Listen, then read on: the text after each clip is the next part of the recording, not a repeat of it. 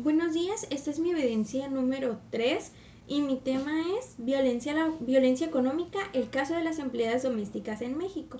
Como introducción, tenemos que en abril del año pasado, un tuit viral denunció que más del 99% o el 99% de las trabajadoras domésticas en México no cuentan o no tienen acceso a un seguro social. Esto de alguna u otra forma ejemplifica un nivel de violencia, digamos que no tan visible, pero que al mismo tiempo resulta ser dañina para las trabajadoras de ahí, puesto que hablamos sobre lo que es violencia económica. En este video hablaré un poco de los detalles, sobre su clasificación y sobre las medidas que podemos tener para enfrentarla, ¿no? Según el tweet de la cuenta 7 letras, que es respaldada por la CONAPRED, en México solo el 1% de las empleadas domésticas cuentan con un seguro social. Esto significa que millones carecen de acceso a la salud, pensiones o licencias pagadas a pesar de trabajar jornadas extenuantes. Muchas de estas reciben salarios por debajo del mínimo legal y enfrentan despidos injustificados y sin indemnización. ¿Qué podemos tener aquí o hablar debido a esta información? Es que por lo general también se ve un tipo de violencia étnica ante mi punto de vista. ¿Por qué? Porque por lo general, ¿quiénes son las empleadas domésticas?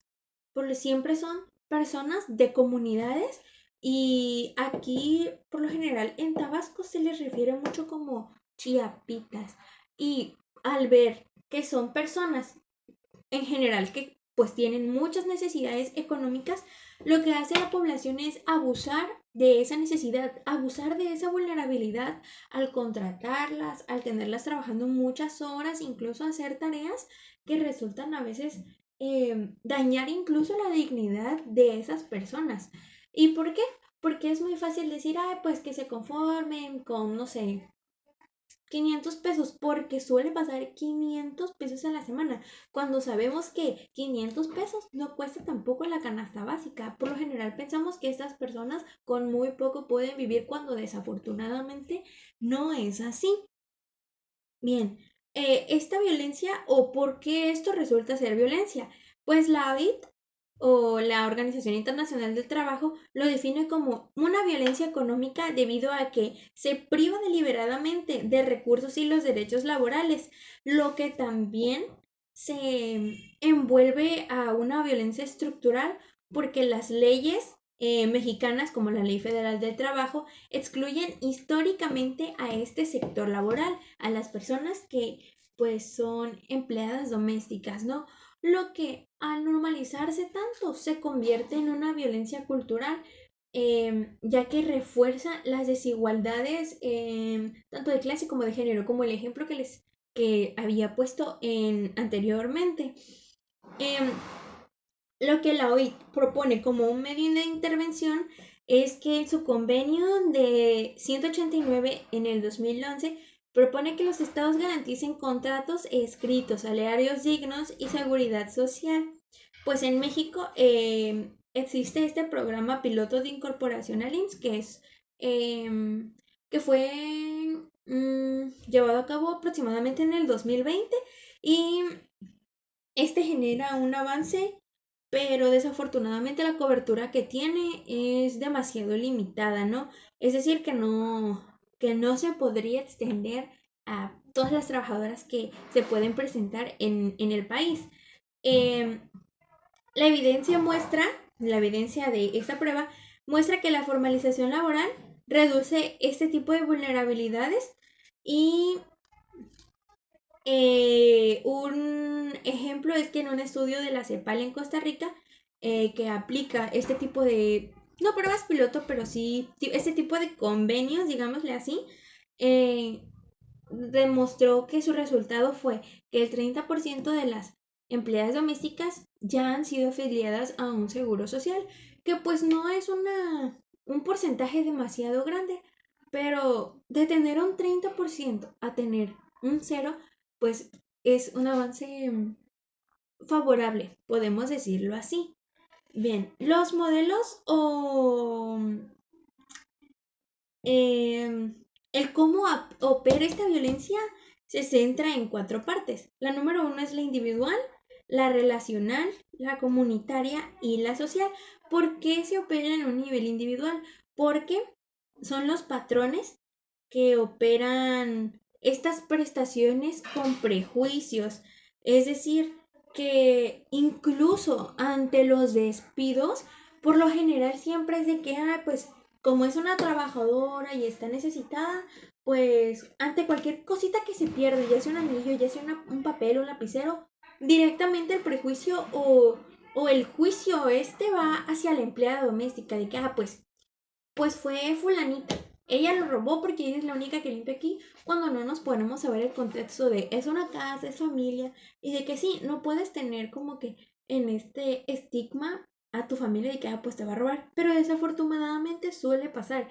¿Y qué es lo que pasa en ese tipo de situaciones? Que los empleados o las jefas de familia por lo general suelen culpar a la empleada doméstica. También entra en un nivel relacional, ya que se generan dinámicas de abuso en hogares empleadores, por lo que ya había comentado también, muchas veces los trabajos que resultan imponerles a este tipo de trabajadoras resultan ser muy denigrantes y humillantes, incluso de la forma por cómo lo piden, por cómo incluso lo hacen, y a veces uno quizá o los trabajadores, o bueno, los que dan el trabajo, vaya, no se ponen a pensar en cómo pueden llegarse a sentir los empleados, porque incluso eso puede generar un tipo de violencia psicológica. ¿Por qué? Porque ahora, por ejemplo, despiden al empleado y de que por algo injustificado, por un robo injustificado, y así se va a la siguiente, con la siguiente trabaja, o sea, con la siguiente casa en la que la persona puede trabajar, va con este miedo, con esta inseguridad, y obviamente si la persona disfruta su trabajo, ya no lo va a disfrutar por este miedo o este prejuicio de no me vayan a echar la culpa a mí, o cuando por ejemplo se pierde algo y a uno no dicen de que pues fue el personal de la limpieza, ¿no? Incluso ya genera uno este miedo por situaciones anteriores, lo que detona estrés, ansiedad, y que detona esto al ser que se presenten consecutivamente o que no esté esto a un nivel moderado, esto incluso puede afectar en su salud. Es decir, muchas veces al no gestionar bien ese tipo de emociones, se pueden detonar problemas estomacales, estrés, pérdida del cabello e incluso parálisis pues en diversas partes del cuerpo. También entra en un esquema comunitario porque no hay muchas redes de apoyo en las que uno pueda ir a denunciar, como ya hablé en el inicio, porque incluso el Estado no tiene o la ley federal no, no contempla ese tipo de trabajadoras ante este tipo de abusos. Y finalmente social, nuevamente por estas leyes excluyentes y los estereotipos racistas y clasistas que suelen haber.